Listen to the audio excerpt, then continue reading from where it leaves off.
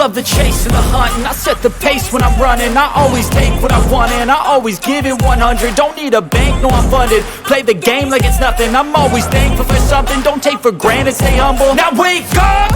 It's time to look at the enemy. Look in the mirror if he is no friend to me. It's not working out. Hello, Miami. Thank you so much for watching 305 Sports Now. I am your host, Will, and I wasn't going to do an episode on this. I wasn't going to do a Canes episode actually until Thursday, but I have to pretty much talk about what's been talking about. I'm going to be short and try to be as straight to the point as possible, so I don't want to take much of your time. But I had to talk about the end, which I did, in my post-game analysis of the Virginia Tech Miami game, the end of the game, because I've been hearing so many things on X, and I've been hearing so many things from pundits that from ESPN talking about the catch in general, and I'm gonna get into that in about a minute or so. But I really want to go over a few things. First things foremost, Virginia Tech you guys should not. First of all, I'm gonna be very honest with you guys. Get over it. All right. Move on, and I'm going to tell you why you need to move on. I don't mean to tell you how you feel, but I'm going to tell you how to feel, because the bottom line is that it doesn't necessarily kill your season, all right? And I'll explain why in a minute or so, but instead of blaming the referees, you really need to focus more on your coach, okay? Because your coach made some really stupid decisions that put Virginia Tech, your football team, in that position and gave the Canes an opportunity to win that game. Just starting with number one, before they ended the half, okay? First things foremost, you squib kick to one of the fastest guys on the team. Instead of booming it out of the end zone and getting a touchback, you boom into Chris Johnson.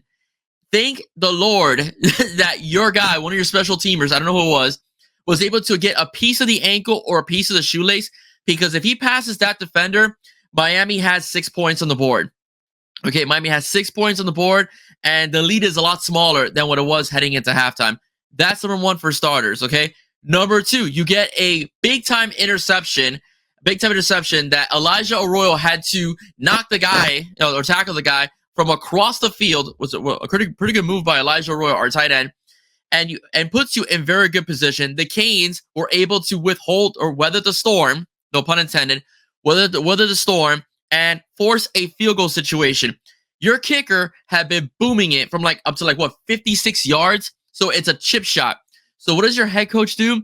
He decides, instead of going up 13, he gets a little greedy and decides, you know what? I'm going to go for the fake field goal and put my team in a position to maybe score a touchdown. What happens? Malik Bryant blows it up. Campbell and Bryant blow that play up. And guess what? Canes have the ball. Okay, what happens? Miami puts points on the board. You could have had a 13-point lead, but you wanted a 17-point lead. That's what your coach wanted, and it hurt you. That's another factor, all right, as well. Because if Virginia Tech makes that field goal, the Hail Mary is irrelevant, because you're gonna put yourself in position to make a field goal and win the game. Okay, you're down by 1 point. Okay, so all you need is a field goal, instead of being down by 4 and needing a Hail Mary from Kyron Drones. Okay, who, by the way, showed a hell of an arm when he threw that Hail Mary, because he put it in a perfect spot, almost in the back of the end zone. But that being said, so that's pretty much it. Miami would have probably played a different defense though than they did. They played a bit more prevent than if they were up by 1 versus up by 4. But the bottom line is that Hail Mary attempt is irrelevant if you just kick the doggone field goal, and more than likely you make the field goal. So let's call a spade a spade. Okay. No, also, all right, in that situation as well, you had timeouts. You didn't take them. You let the clock wind down. Okay, which puts you also in a situation where you had to bomb it. All right, altogether. So now let's get over to the Hail Mary. Okay, so I just ripped on your coach. Your coach was egregiously bad. All right, and making sure that happens. All right, he pretty much lost the game. Virginia Tech is a team that it's special teams oriented. They've had a history of being beasts of special teams. You were lousy. And now the pass in general. Okay.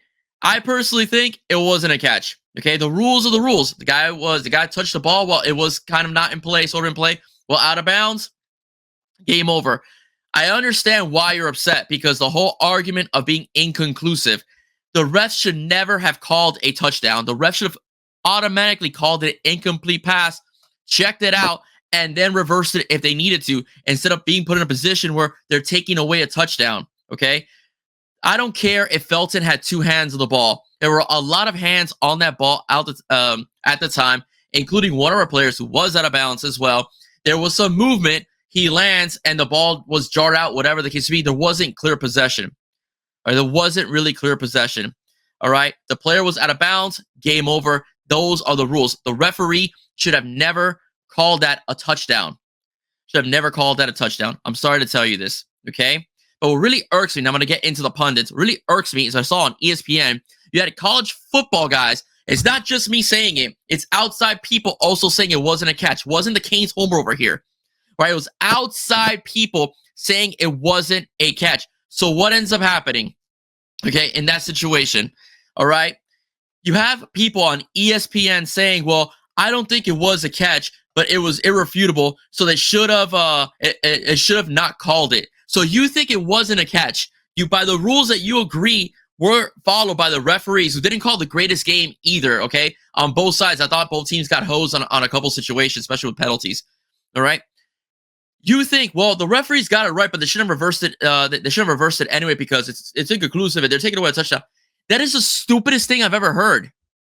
So the referee gets the call right, but because it took him too long, and it took 6 minutes, God forbid you get the call right by taking your time in viewing every possible scenario. And then they say, well, if it takes too long, that means it's inconclusive. No, it doesn't mean that. If it's inconclusive, usually it takes long because you want to make sure. If it's snap, no, it's a lot quicker. All right. If it's the right call, it's a lot quicker. If it's inconclusive and in general, you have to take time and stuff like that. But the bottom line is the referees in this case got the call right. They said on ESPN they got the call right, but they shouldn't reverse it anyway. It's freaking ridiculous. And I love the argument about Miami and so on. The ACC wants to protect Cam Ward, wants to protect Miami. When has the ACC or officials ever protected the Miami Hurricanes? When has that, even in their glory years, when they're making money for college football, when have they ever protected the Canes? When? The only time I could think of there was some botch calls was in the miracle over there at Duke. That's about it. All right, not protect. I won't say protect. That's the wrong word. But there were a couple knees down a couple occasions. I will concede to that. But that's the only time. Cleveland Gary didn't fumble. I don't care what the documentary Catholic versus Convict says. Cleveland Gary didn't fumble. That cost Miami a national championship. The pass interference at the national championship game against Ohio State by Glenn Sharp and so on. Terry Porter was the referee at the time. That was not a pass interference. Glenn Sharp barely even touched him, if it didn't touch him at all. The ball was bouncing off the wide receiver's chest to begin with. Okay, that cost him a championship. That cost him a national championship. Again, I went back to Cleveland Gary. That was egregious because that cost Miami a national championship as well. Then you have the infamous Mario Cristobal doesn't take a knee.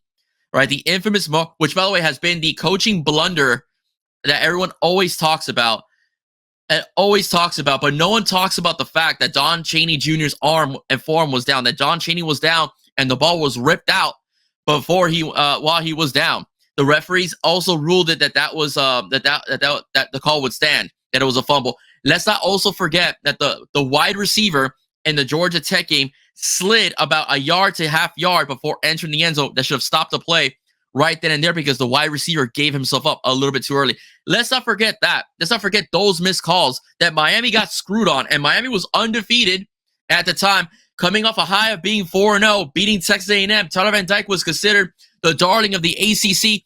Miami was back. The U was back. Everybody was talking about it.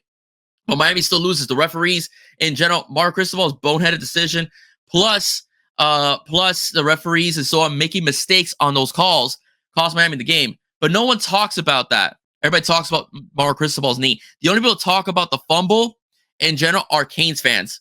All right? But no one outside of the media is talking about the fumble. They talk about Mario Cristobal not taking a knee. All right? Everyone right now is talking about the referees, but they're not really focusing on the fact that your head coach botched it. So I'm going to tell you this right now and be very frank with you. If I don't care. Reason why I don't care, because I just named you two scenarios where Miami's Miami situation was destroyed. Championship hopes were destroyed because of blunders by the referee. All right. Virginia Tech, you still have a chance to compete in the ACC championship game. You lost one game. Don't lose anymore. Don't lose anymore. You have a better football team than people think you do. You lost to Rutgers by 3. You lost to Vanderbilt by 3. You lost to Miami by 4. Okay, you're in those games.